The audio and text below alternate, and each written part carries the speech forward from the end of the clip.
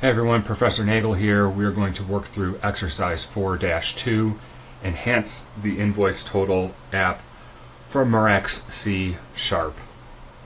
If this is helpful to you, please hit that subscribe button. That is helpful to me. All right. And at this point, I'm not going to go through downloading the zip file, extracting it, opening it, and everything. You should know how to do that by now. And we're going to open the form designer. And because we're going to do some designing, I'm going to open my toolbox and pin it as well. Okay, so step 1 was to open this. Step 2, use the techniques you learned in chapter 2 to enlarge the form and add new controls that are shown in 4-21. So I need to flip through the book and find 4-21. Okay, got it. So I'm going to take this form window, I'm going to make it bigger.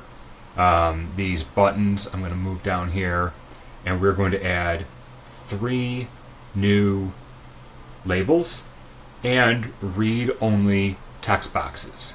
Actually, 4. Okay, so the existing stuff, we're going to move down a little bit. And subtotal, we're changing that so that it is read-only. So take the read-only property, double-click on it, or set that to true.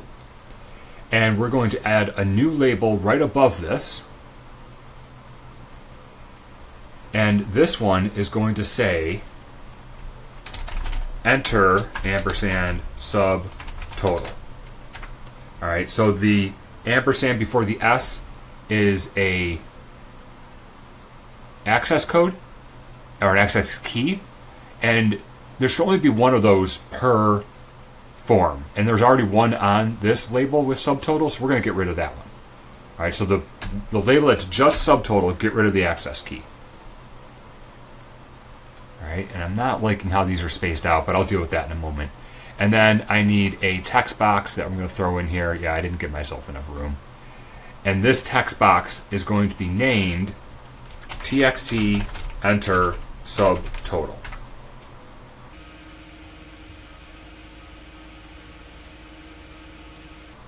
Okay, that's looking better. And notice I just keep moving these things around just to get them out of the way as we work through this. And this subtotal box, remember we made it read-only. We should probably set the tab stop to false as well. There's no reason to tab into that. All right. And enter subtotal, its tab stop is going to be 0. And its text box, the tab index should be 1. All right, that's where we're starting, is right here. So this one, which was 0 and 1, what do we got? 2, 3, doesn't really matter. 4, 5, 6, 7. So make this, doesn't matter. We're not stopping here, right? So we can go 82 and 83. It doesn't really matter. I'm just making them big numbers because we're not stopping there anyway.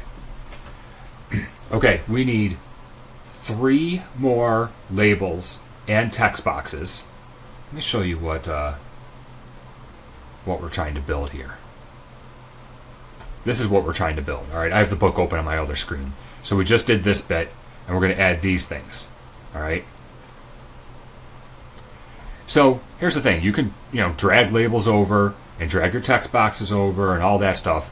But if I know I need 3 labels and text boxes, and I already have a whole bunch here. And by the way, those text boxes are read-only.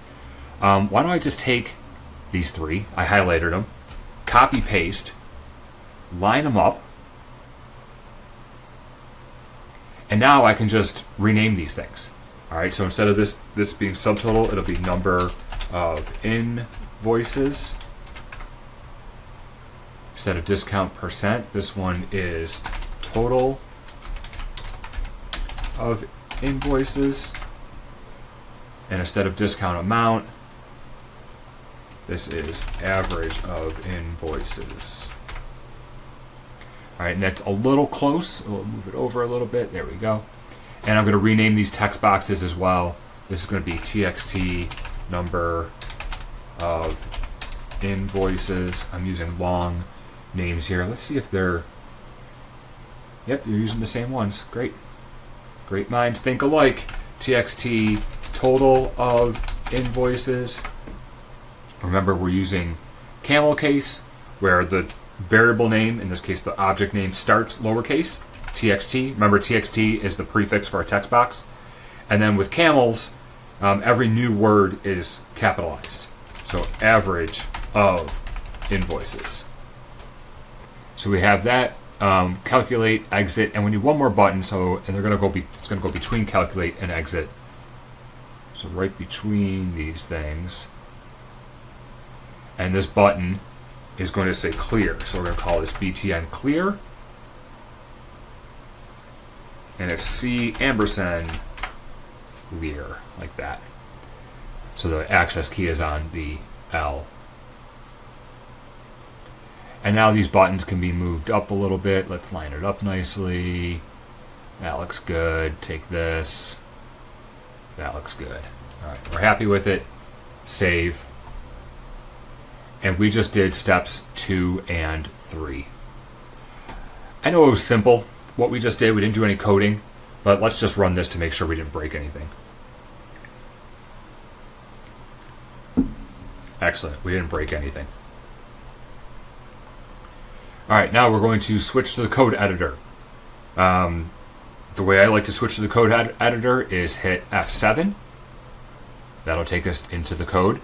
While you're in the design mode, you can also right-click, view code. And I thought there was something in the Solution Explorer, but I'm not seeing it now. But anyway, we are in the code.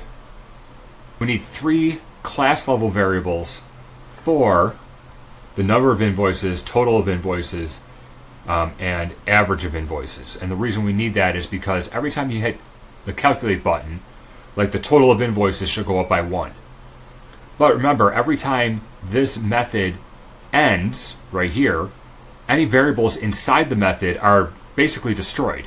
So we need variables up here at the class level that are not destroyed, that sit there and retain their value. So int number of invoices is equal to 0. Decimal total of invoices is equal to 0. And remember, we're going to put an M there because it's a decimal that we're dealing with.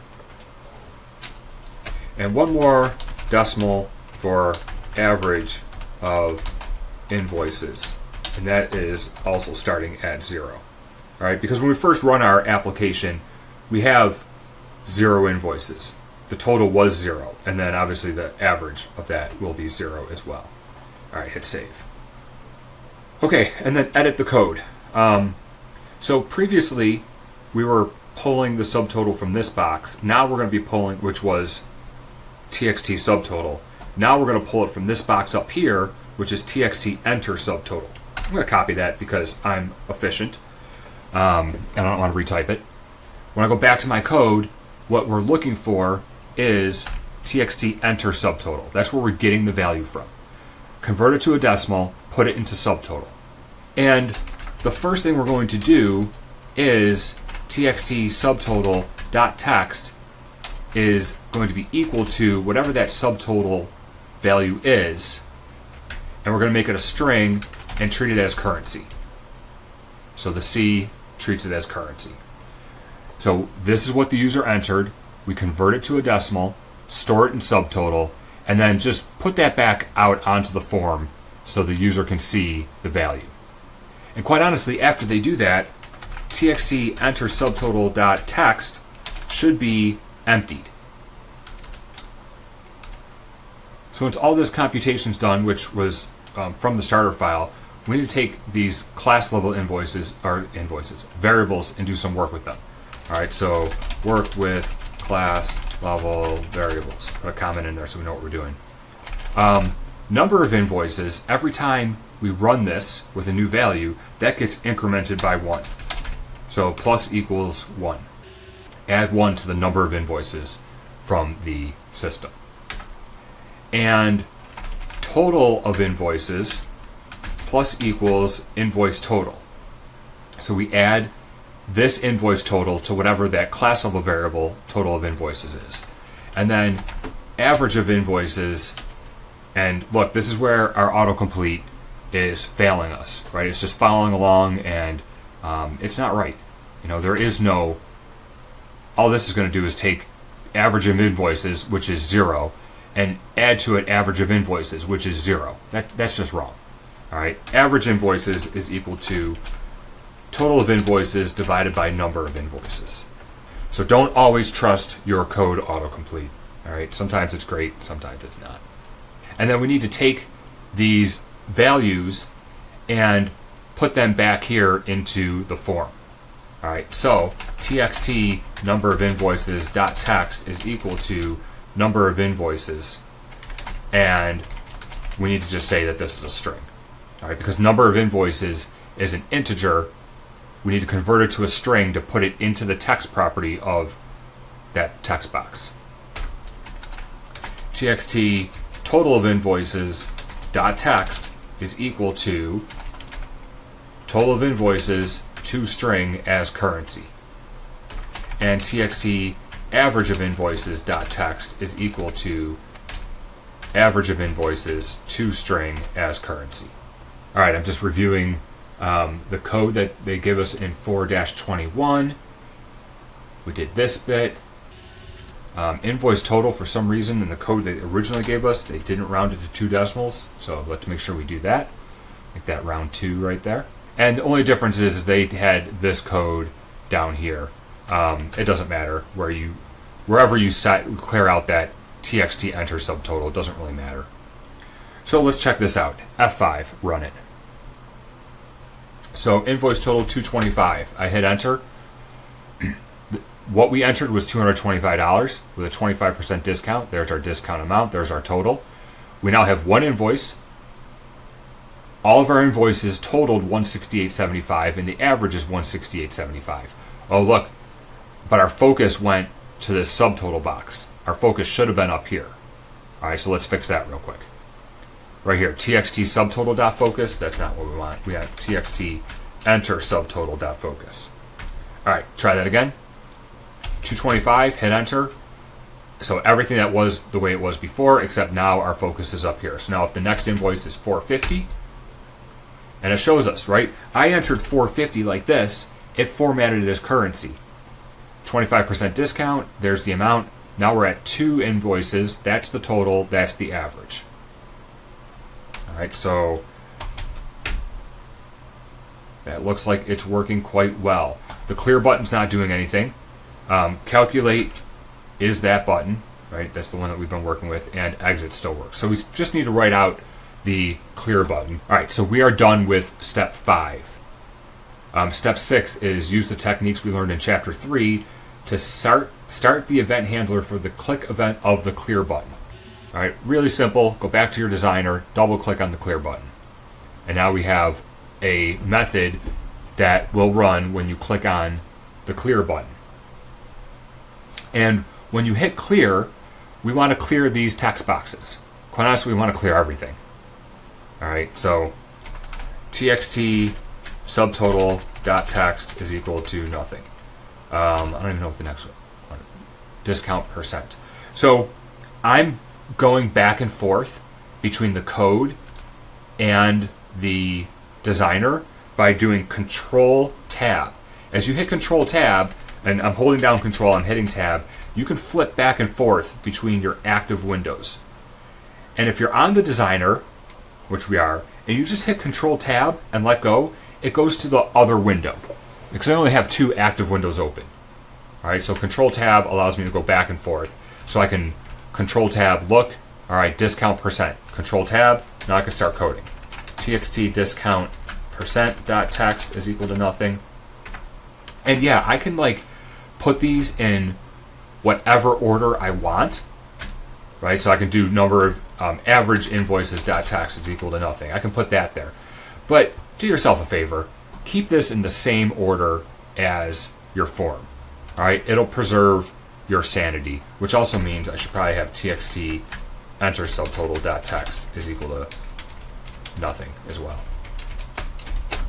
All right, so go ahead, code all of these in the same order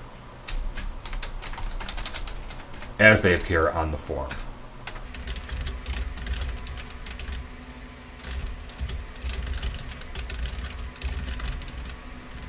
And when you're done, we have 1, 2, 3, 4, 5, 6, 7, 8 text boxes.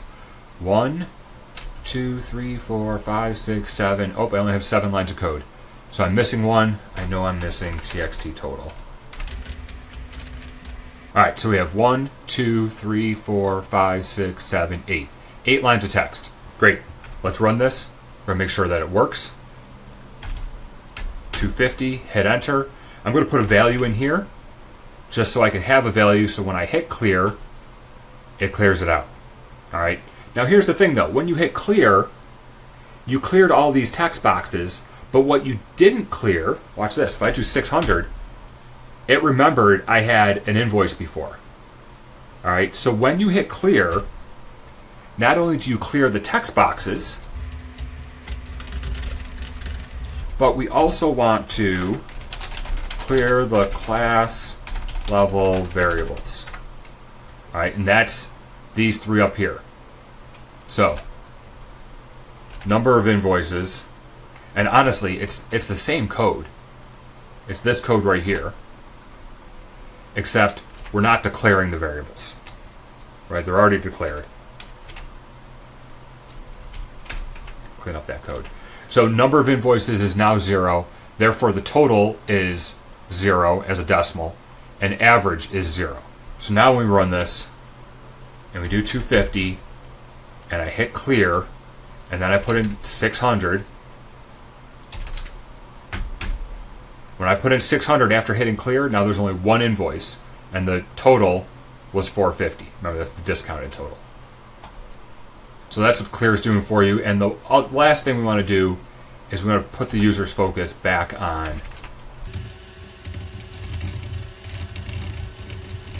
in this enter subtotal text box.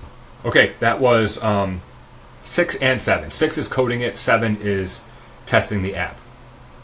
On step 8, we need to add 2 more labels and 2 more text boxes below the columns on the right-hand side.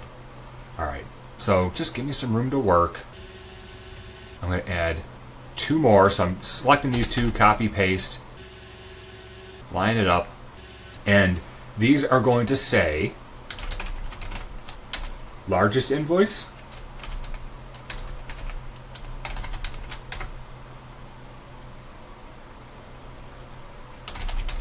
and smallest invoice.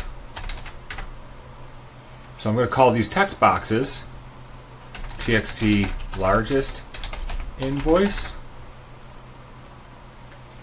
and txt smallest invoice. Remember our camel case there. All right. And I don't like that these are like shifted off by 1. So let's line all these up nicely. Lined up on the pink. Yeah, that looks better. Move these buttons right there. Make our windows smaller again. Okay, that looks pretty good. That was step 8. Doesn't look perfect, but it's pretty darn close. Step 9. Add the code that makes this work. Okay, this might be a bit challenging. So, hopefully, we're going to need a couple class level variables to hold the value of the smallest and largest invoice. So, decimal, smallest invoice, and decimal largest invoice. All right, a couple class level variables for those. Now, if you think about how this works, when this code runs, we might want to update the smallest invoice or the largest invoice. All right, and we're going to start with the largest invoice because, believe it or not, that's the easier one to work with. All right, so we're working with the class level variables. I'm going to say maybe update smallest and largest values. All right, so largest invoice is going to be equal to math.max. I want to know the maximum between the largest invoice and this invoice, which was invoice total. Okay? So we look at math.max takes a couple values and we return the largest. So whatever one of these is bigger, return the value, and we're going to store it into largest invoice. Largest invoice starts at 0. If I run this and my invoice value, where's that? Invoice total ends up being like 168. What's bigger, 0 or 168? 168 is obviously bigger. Take that and store it back into largest invoice. Then if I run it again, maybe my invoice total is 75. What's larger, 168 or 75? 168 is larger. Take 168, store it back into largest invoice. You're not really updating the value at that point, but that's good because we're keeping the largest value in there. All right, and we want to be able to see that. So txt largest invoice dot text is equal to whatever the largest invoice is as a string as currency. All right, let's test this one first. So let's start with our 225 we've been working with. Largest invoice is 168.75. I agree with that. Thumbs up. Let's enter a new subtotal, 600. Hit enter. This total was 450. The largest invoice is now 450. I agree with that. Right? Between 168 and 450, 450 is larger. Let's go down now to 200. The invoice total is 150. What was bigger, 150 or 450? Obviously 450 is bigger, so it kept that value. All right. When we hit clear, oh, that didn't clear. Also, if I put in now 225 again, one invoice, the total was 168.75, but that largest invoice was never cleared. So we need to clear what's shown here and clear the class level variable. So let's go do that. txt largest invoice dot text. Remember, we're in the clear btn clear click is equal to nothing, and largest invoice is equal to nothing. All right, and then let's do the same thing for the smallest invoice. All right, well, almost the same thing. I'm going to say right under, I'm in btn calculate click, right under where we figure out what the largest is, we're going to do the smallest. Smallest invoice equals math.min, we're looking for the smallest, between the current smallest and whatever this invoice is. All right, I'm going to kind of cheat here. I'm going to click on largest invoice so I can see everywhere that we're using it. Okay, oh, we used it right here. So I know that I need to do smallest invoice right underneath that. Use some autocomplete there. All right, where else do I work with largest invoice? Okay, I used it there and then I cleared it here. So let's do this one. txt smallest invoice dot text is equal to nothing. And then this one here, smallest invoice, is cleared out. So we did basically the same thing, only we use math.min. All right, don't get excited because when we run this and I enter my subtotal 225, well, look, if the invoice total is 168.75 and that's the only value, it is the largest and it's the smallest. But what happened in our code here was that invoice total is 168.75. The smallest invoice before, the first time we ran it, was 0. And clearly 0 is smaller than 168.75. So this bit returned 0 and saved it back into smallest invoice. Smallest invoice will never operate or will never change when you have your code like this. The trick is to take smallest invoice and make it a really big number. All right, so this is 999,999. Heck, put 3 more nines in there. All right, 999 million. Now when we run it, 225, yeah, 168 is less than 999 million. Okay. Now think about your application. Obviously, if you're building something that handles an Amazon order or grocery order, 999 million is probably good enough. But if you're talking about, the national debt, that's not even close. All right, so make sure that this number is substantially large enough. And if you want the absolute largest value, decimal dot, not min, max value. This is the biggest decimal that you can fit in here. All right, this is a constant, and look at that number. All right, that's a really big number. So it doesn't get any bigger than that. Run this one more time to make sure that it works.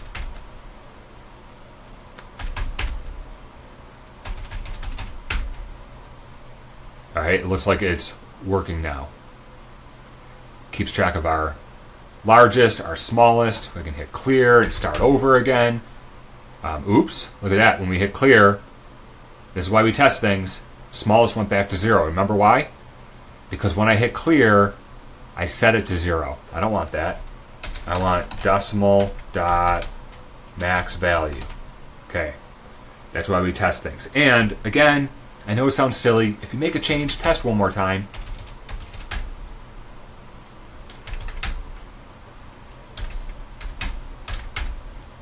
Okay, I think it's working lovely right now. That was step 10. So technically 4-2 is completely done. If you're in my class, pay attention. If you're not, sorry, your professor probably didn't give you this extra credit opportunity. But for extra credit, instead of setting these to decimal.max value and 0, that's kind of cheating, okay? When you run the application, the largest invoice is not 0, and the smallest invoice is not whatever that number is, right? 79 quadrillion or whatever. Neither of those values exist. They're null. So, for extra credit in my class, you can make these nullable values. And I'll help you out a little bit. You want to look in your book between pages like 126, 127 is useful, 129 is useful. All right, so that'll help you if you want to score some extra credit points in my class. So, yeah, congrats, you did it. You can now take this and close it, zip it up, and submit it.